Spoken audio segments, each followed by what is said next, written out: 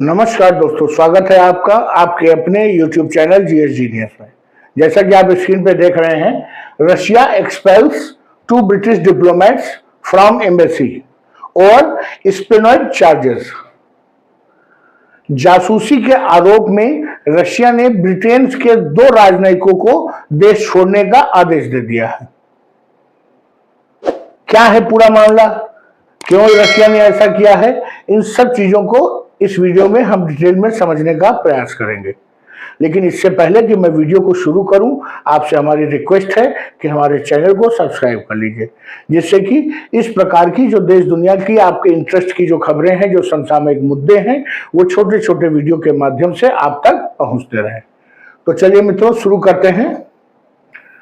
Russia ने Britain के 2 राजनयिकों को जो कि इस समय ब्रिटिश एम्बेसी में पोस्ट थे, जो ब्रिटेन के दूतावास में पोस्ट थे और ये स्थित था मॉस्को में, उनको जासूसी का आरोप लगा करके उनको बाहर कर दिया है।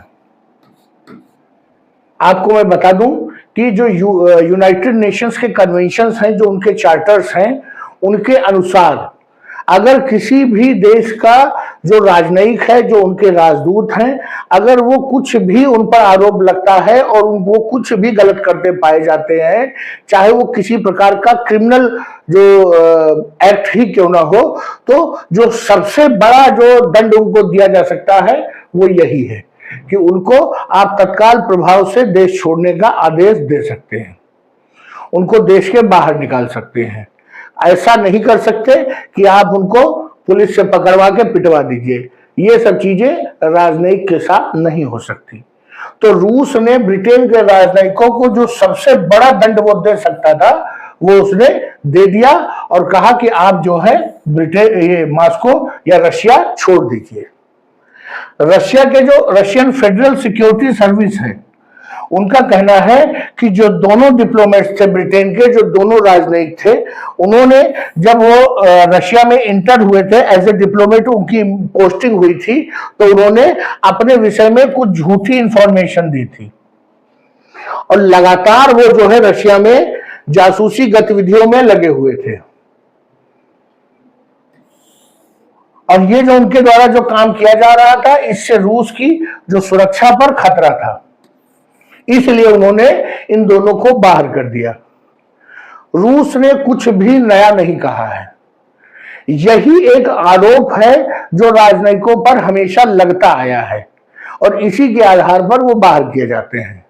और वास्तविकता में जो विभिन्न देशों में बड़े बड़े दूतावास खोले जाते हैं और उसमें भारी भरकम संख्या में लोगों की नियुक्ति होती है, वो स्पाइंग के लिए ही होती है।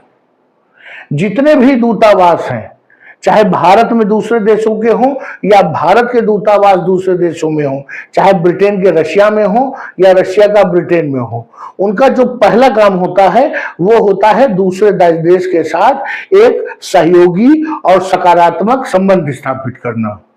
और साथ ही साथ दूसरा काम है कि अपने देश के हित में वहां पर जासूसी करना, वहां पे निगरानी रखना और अपने देश के हितों को सुरक्षित करना। तो सभी देश ऐसा काम करते हैं और सभी देश इस बात को जानते हैं कि जो भी दूतावास या राजनयिक वे कर्मचारी हैं, वो सभी जासूस हैं, लेकिन खुद भी तो वो यही काम कर रहे हैं। इसलिए तुम हमारे वहां जासूसी करो, हम तुम्हारे वहां जासूसी करते रहेंगे, ये मान करके आंखें बंद किए रहते हैं। लेकिन जब उनको निकालना होता है, किसी को किसी प्रकार का मैसेज देना होता है दूसरे देश को, तो इसी प्रकार के आरोप लगा करके उनको बाहर कर दिया जाता है। रशिया के जो फॉरेन मिनिस्ट्री है, उन्होंने मीडिया को संबोधित करते हुए कहा कि हमने पहले दोनों राजनयिकों को जो है सम्मान किया, उनको बताया कि क्या उनका अपराध है और उसके बाद आदेश किया कि 2 हफ्तों के अंदर, अर्थात 14 दिन के अंदर आप रशिया छोड़ दीजिए। ये 14 दिन का समय क्यों दिया गया है? क्योंकि भाई अगर लंबे समय से यहाँ पर पोस्ट है वो मॉस्को में, तो स्वाभाविक रूप से किसी के प्रति उनके कुछ दायित्व होंगे, किसी से उन्होंने कुछ लिया दिया होगा, वो करना होगा।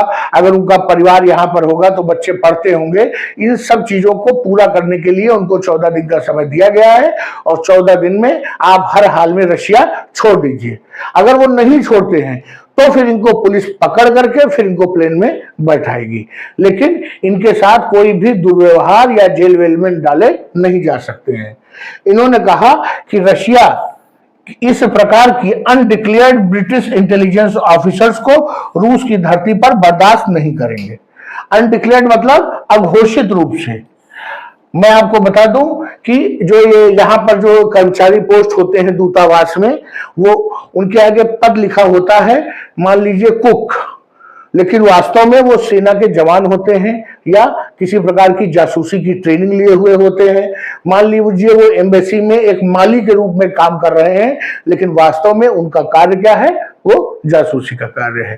तो जिस पद पर होते हैं उसका कोई मतलब नहीं होता, उनका मेन काम जो होता है वो जासूसी का होता है।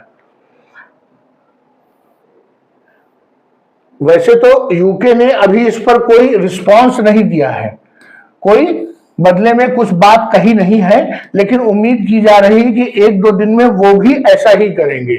वो अपने यहां से 1 या 2 या 3 जो है, जो रशियन राजनयिक हैं, जो रूस के राजनयिक वहां पर जो रूस की दूतावास में तैनात हैं, उनको भी बाहर करेंगे और यही आरोप लगाएंगे। इसके अलावा रशिया ने पिछले 1-2 सालों में ब्रिटेन के कई जो राजनयिक हैं उनको देश से निष्कासित किया है, लेकिन यूके ने बार बार कहा कि इस प्रकार के जितने भी आरोप हैं वो निराधार हैं और उनका कोई भी राजनयिक जो है वो जासूसी नहीं करता है। ब्रिटेन भी पहले यही करता रहा है रूस के साथ, इसलिए रूस भी अब यही कर रहा है। लेकिन समझने का प्रयास करिए कि पिछले कुछ 1-2 महीने में जो यूक्रेन और रूस को लेकर के जो स्थितियां बदली हैं, उसमें अभी तक जो रूस के यूक्रेन के पीछे जो मेन देश खड़ा था वो अमेरिका था, लेकिन अब वही अमेरिका रूस का पक्षधर हो गया है और यूरोप जो नाटो के सदस्य हैं, जो यूरोपियन यूनियन है, वो अब यूक्रेन का मुख्य सहयोगी है, यूक्रेन के साथ खड़ा है और रूस के साथ युद्ध लड़ने में उसका सहयोग देने को तैयार है। और यूरोप में भी सभी देश शक्तिशाली नहीं है और जो बिना किसी विवाद के जो 2-4 देश यूरोपियन यूनियन के नेतृत्वकर्ता के रूप में उभरे हैं, एक ब्रिटेन है, फ्रांस है, जर्मनी है, इटली है। तो इसीलिए रूस ने सबसे पहले ब्रिटेन को निशाना बनाया है। तो चलिए मित्रों, यही कारण है कि रूस ने अपने वहां से 2 ब्रिटिश राजनयिकों को भगा दिया है।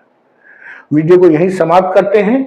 ये हमारा विश्लेषण, हमारा प्रेजेंटेशन अच्छा लगा हो तो वीडियो को लाइक करिए, चैनल को सब्सक्राइब करिए। धन्यवाद।